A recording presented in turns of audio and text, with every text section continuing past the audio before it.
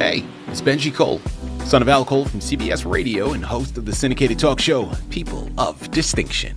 A talk that gives you an in-depth view of some of the most dynamic, intelligent, and successful people on the planet. Run to our website, alcoleenterprises.com for more info. Email me through benji@alcoleenterprises.com if you'd like to get involved with what we have going. And as always, please continue to like and follow our broadcasts. People of Distinction is internationally syndicated solely due to the love and support that you all continue to give. We're available across all major distributors, and as long as you keep following, we're going to continue to put out the content. Now sit back and strap in, because on the line with us today, we have the impressive David Ciega. Now we're going to be discussing his incredible book, Endtime Prophecies Amplified. It's Amazon, it's Barnes & Noble, it's a lot of other places, man. Just do yourself a favor. Make sure that when you purchase the book, you're getting the latest and the greatest. 2025, that's the one you gotta get. Now, before I go any further, I want to quickly point out the fact that David was brought to us by Kravitz & Sons. So for writers out there listening in who have gone through their process and now you find yourself between a rock and a hard place because, well, you've written this book, but now you need assistance moving it. Well, head on over to kravitzandsons.com and gather all the ways that their fantastic team is more than equipped to help you do just that. And listen, it is an absolute pleasure to have David here on the line. Man, look, people, right there in the title, you got an idea of the discussion at hand, all right? We're not beating around the bush. For decades, we've devoured every prophecy chart and end times headline, only to be left with the same lingering question. What if we're missing something fundamental? Well, strap in, all right? Because that's exactly the question that David has in mind. He didn't just study the book of Revelation. He dared to read it through the eyes of Apostle John himself, and not the other way around. The result is a seismic shift that doesn't add to Scripture, but uncovers what was hidden in plain sight all along. So if you're ready to trade comfortable assumptions for unshakable scriptural truth, this conversation is your invitation. Trust me when I tell you, man, it's just going to start here, all right? By the time we've concluded, you're going to need to run and purchase your copies because we're not going to give it all away. But also, the journey solely begins here. There's a lot more that's going to need to ensue afterwards, but I'm looking forward to it. Let's get it started. David, welcome to the network, and thank you very much for being a guest. How are you doing today, sir? I am totally shocked and amazed with all those nice words you said. And I mean, as far as a person, I've never considered myself such. I mean, I'm a nobody as far as I'm concerned. I just hunger for the truth and want the truth, and I've asked a lot of questions. And the best thing to do is to search and find it for yourselves. And that's basically what I did with this book. David, listen, man, this is the wonderful thing about our network is you can be as humble as you need to, brother. I'm going to tell you, you are absolutely the truest embodiment of a person of distinction, all right? So whether you believe it or not, I'm telling you it's true. And also, we're going to talk about inspiration in just a few moments. But whether it's divine intervention or what have you, you were chosen to lead this journey. You were chosen to create this book. So I promise you, man, you got a lot to offer, and we're excited to give it to our listening audience here. So let's jump right in, David. Again, welcome to the network. Start off by telling us a little bit more about yourself and your background. Well, I've been pretty kind of humble and stuff. I mean, I've been kind of an outcast. I mean, I'm low self-esteem. I mean, out of the total 6 siblings that, counting myself, I was never meant to amount to really anything and stuff. I mean, I've had people say some really negative things about me throughout my life and stuff. And I found out later on in life that the final choice and decision is God. God has the final say. Yeah. So if people are saying negative things to you or anybody else, it's like, don't pay it no mind, because God's got bigger plans. And for him to allow me this particular journey, it's shocking, because I'm like, I'm not qualified. I really am not qualified. I mean, I would think that some of my other siblings should be doing this. It was just weird. It's just, I just had a desire. And as far as becoming an author, that was never, ever on my plan. And I just felt, like I said, one day God was saying, you need to get this mess, cleaned up, because my office was kind of a mess. I had stuff everywhere. So I kind of straightened it up, put it in a pile, and I was content and happy. And did the old thumbs up thing, and I walked away happy with it. And then maybe a day or two later, God says, you need to do a better job. You need to put this in like a book form. And I really wasn't figuring he was saying, oh, you need to publish it. I'm like, okay, I'll put it in a book form. And so I did that. And then I had my wife read it. I gave it to her to look at it. And she was kind of like shocked and amazed. It's like, wow, people need to read this. People need to understand this. Like, this is amazing. I mean, she was dumbfounded. But like I said, I still wasn't into this publishing thing. And we lived close to a university that had a publishing department. So I brought it over there, and that's what the first print came out of. I had a couple of people in the neighborhood who liked and enjoyed it. But, I mean, there was still some things missing as I added through the years. I mean, it's been a couple of really weird years since I've gone through this. It was uncharted territory for me. I had a really bad past, and I've gone through some hell, some struggles. I am a retired veteran. I'm a service-related disability, so I've seen evil firsthand. I was given orders I did not like, but needed to be done because of the greater good. I've seen destruction, terror, and stuff like this, and I just really want to bring hope to the people to wake us up and start being prayer warriors, put on that armor of God, Ephesians, and do what we need to do and tear down these crazy denominations and stuff like that. So we're supposed to be one family, of God, not a bunch of, divisions and stuff. And that's why I really think God is just trying to get people to open up their eyes and their hearts to know what's going on so they're not shocked. We have a job to do. We need to get to work and continue and stop being lazy. David, listen, man, I think it's a really interesting point that you're bringing up. And I think it's a phenomenal connection that at least I see. Correct me if I'm wrong, because I may be seeing this incorrect. It's going to tie to inspiration to a degree, but follow me here. Because you started off by saying you are just a normal person. You don't know why you've been tasked with writing this book. I think you said, and I'm paraphrasing now because I can't remember the exact word, this should have been something that was given to someone else or given to another one of your siblings, I believe you said. I think that's an important point, right? Now follow me here, because in the book, we're talking about the Apostle John. And what is really interesting, and the connection that I instantly see here, is Scripture. And again, correct me if I'm wrong, because I'm not necessarily, I'm a believer and I'm a follower, but I am not an expert. But what I do believe I know is Scripture never records John asking for this revelation. It was given. It wasn't requested. And it's interesting because when we're talking about your journey, you just said it, man. This is not something you think you should have been tasked with, right? You didn't ask for it, but it was given to you. It was bestowed upon you. Now, I'll say that's the one thing that God does throughout the Bible. You'll notice that he involves the least likely people. Yeah. I mean, the most famous one that you might be familiar with would be Gideon. Mm-hmm. I mean, he was hiding, and then all of a sudden the angel of the Lord shows up and says, mighty warrior, calls him mighty warrior Gideon, and sent me to fight the enemy. And there was 33,000 that he had, and he had to cut it all the way down to just a few hundred to do what they do. He uses the most unlikely people. As far as my past, I've always felt that God's been with me.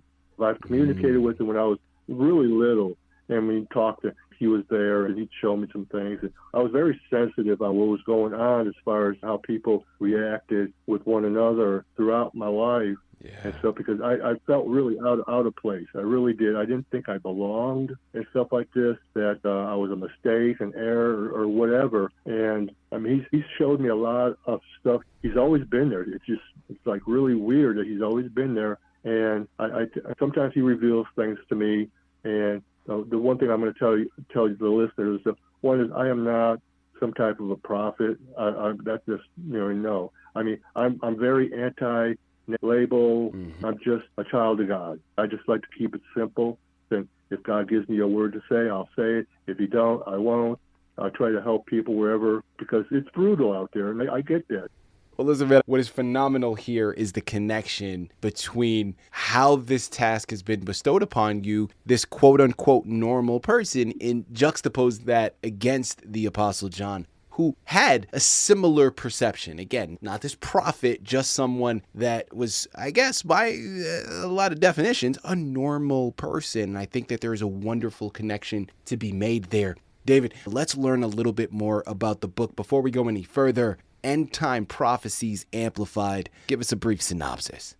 Well, I would like to say that I've read pretty much everything in regards to this particular subject, but that would be impossible because there's a lot of probably more qualified so-called people out there that have written similar books, and they're all kind of like, seems like they're all the same in regards to their direction that they're going and stuff. But they were missing something. I mean, there was just a lot of what ifs in there that it's like, okay, I mean, if somebody's going to tell me about the white horseman, then my question will be, okay, well, you need to tell me about the red horseman, the black horseman, and the speckled green one. Because if you can't, then, I have to discard you, because if it's important to God to put it in the book, then it's got to be important. Mm-hmm. And we need to understand it and stuff. And if one horseman is going to be a person, all four of them is going to have to be a person, regardless, because God's not a messy God. He's very organized and stuff like this. And so the other three would have to be a person, but they won't, they'll tell me, well, one has to do with financial or something, and one has to do with something else. And it's like, well, no, that wouldn't make any sense. But I mean, I've read a lot about it. After a while, it gets boring. I mean, you pick up one book about end-time prophecy, you might as well not pick up anymore, because they're all going to come up with the same criteria. And I feel like they failed miserably because of their ignorance. I mean, they weren't like evil people.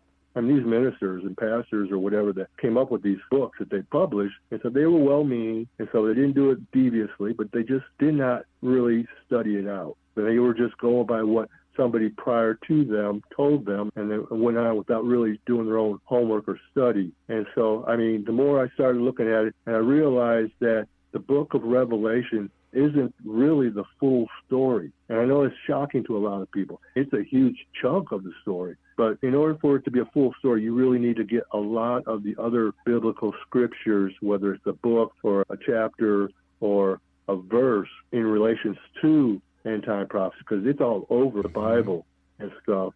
I mean, Jesus designated 3 chapters in Matthew, Mark, and Luke in regards to this, and then the other apostles do theirs in the New Testament. And then, of course, you got Daniel, and you got Ezekiel, Jeremiah. I mean, I've gotten stuff out of Isaiah and even out of Genesis and stuff to put pieces together to make it fit and make it more of a complete storyline of what's going on. And we just have to find those pieces, because one of the things that I found interesting is that the Bible mentions something about in the last generation. And for me, I'm kind of wondering, okay, what's a last generation? What does that consist of? I mean, how many years is that? You can talk to your friends or somebody out in the street, what they would consider, and some might say 20 years, some might say 40 years. And I mean, that's nice, but it's still wrong. David in Psalms, he mentioned 70 years. It was a conversation between God and Abraham. He was talking about how his descendants were going to be in captivity for 400 years. And after 4 generations, then he's going to bring them out. So if you do the math, of course, that would be 100 years. So according to God, which is more important than what man would say a generation is 100 years. Then the next question I would have to ask is, okay, when did this start? Okay. And then you go to Isaiah chapter 66.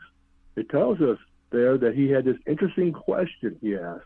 He goes, who has ever heard of a nation being born? And the key word is being born, because that's how you start a generation, in one day. And then you got to find out, okay, what nation is he talking about? And that would be the one that's always been near and dear to his heart, which would be the Hebrew nation, the Israelites.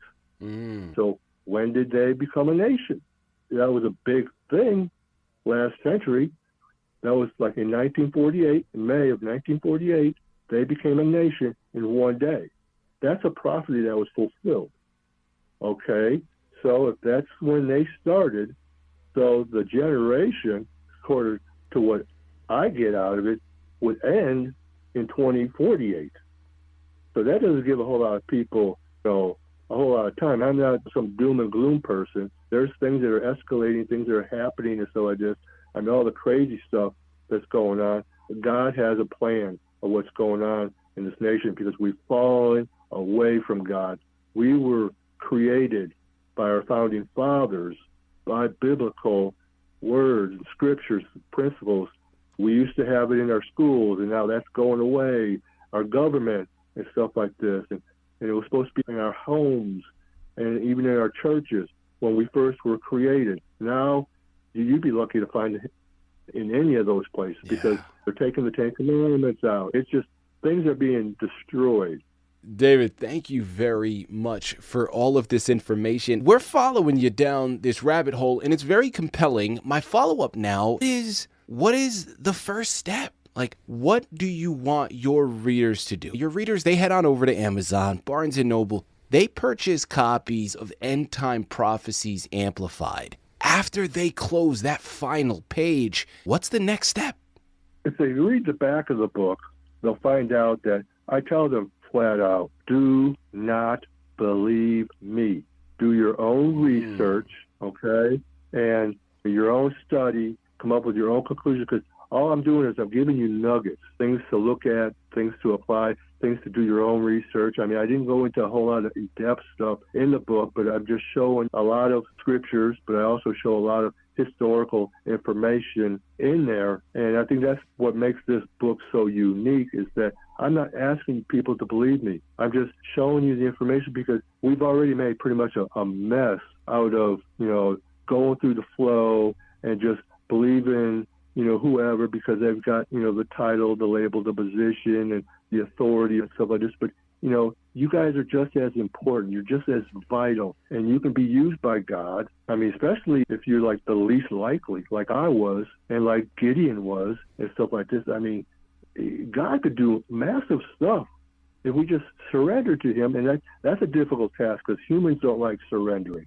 We like doing things our own way. I mean, especially guys. I mean, we will huff it and tough it out and handle things. We refuse to give up because we're stubborn and set in our ways and selfish or whatever. But, being an ex-military person, I mean, that's like one of the last things I would ever want to do is to surrender, okay, to actually the enemy.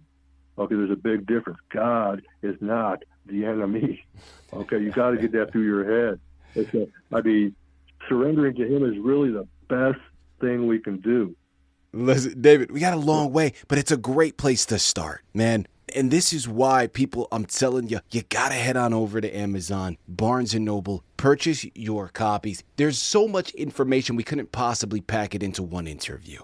And, it's interesting, man, because David started off that answer by talking about the little excerpt that was on the back of his book. And, listen, people of distinction, we're a marketing firm here. And when we read it, man, I was looking at it like, that is a very interesting marketing approach, right? Telling someone not to believe what he is saying, but to head out there, do your own homework, because if you didn't do that, it would be a disservice. That's a dangerous marketing strategy, but I'm here to tell you, in my opinion, I think it's a brilliant one, all right? First and foremost, Amazon, Barnes & Noble, purchase your copies, Endtime Prophecies Amplified by David Ciega. This is a book to add to your shelf. And listen, the disclaimer is such a crucial one, and it's something that I preach constantly. I've said this on a number of occasions in the past. People, do your own research, man. You should question everything, because that is really the best practice. So I'm going to leave you here that this notion, like believing him without doing your own homework, would be a disservice to you. I believe in that full stop. So here is your assignment. Take the nuggets from this conversation, open your Bible, and see for yourself if things are so. The quest for truth is never passive, and a discovery you verify yourself becomes a possession you can never lose. So head on over there, start digging, going down that rabbit hole, because I promise you, your future self is going to thank you for doing just that. David, this has been an absolute pleasure, man. So much information that we've discovered, but I know we've barely scratched the surface. There is a mountain left to be discovered after we've concluded here, but I personally like it that way. Keep up the fantastic work, and once again, thank you for being a guest on People of Distinction. I appreciate you having me, man. It's an honor.